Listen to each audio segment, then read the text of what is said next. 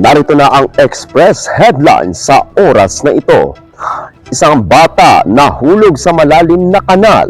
Ligtas sa posibleng pagkalunod ang isang bata matapos itong matulungan ng isang binatilyo nang mahulog siya sa isang malalim na kanal. Makikita sa video na naglalaro ang mga bata sa nasabing lugar kasama ang biktima. Ngunit nang lumapit ito sa gilid ng kanal upang sanay maghugas ng kanyang paa, aksidente siyang nadulas at nahulog sa tubig. Buti na lamang at agad na nakahingi ng tulong ang mga batang kasama niya, kaya mabilis na nasagip ang biktima.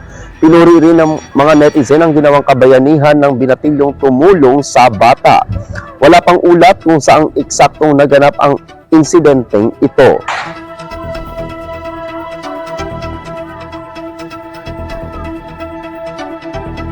Samantala, sunog sumiklab sa isang establishmento sa New Asinan. Kasalukuyang inaapula ang sunog na sumiklab sa panahon sa Nayo na matatagpuan sa 12 John Street sa Barangay New Asinan ngayong Lunes ng tanghali. Ayon sa paunang ulat, dakong alas 11:17 ng tanghali nang makatanggap ng magkakasunod na tawag ang mga otoridad mula sa mga residenteng nakakita sa insidente.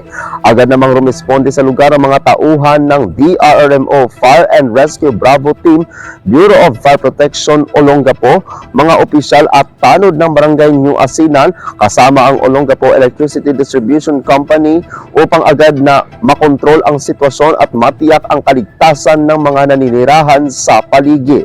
Patuloy pang inaalam ng mga otoridad ang sanhi ng sunog at ang kabuuang lawak ng pinsalang idinulot nito. Pinapayuhan ang mga motorista at naninirahan na iwasan muna ang pagdaan sa naturang kalsada upang mabigyang daan ang mga emergency vehicle na kasalukuyang nagsasagawa ng operasyon sa lugar.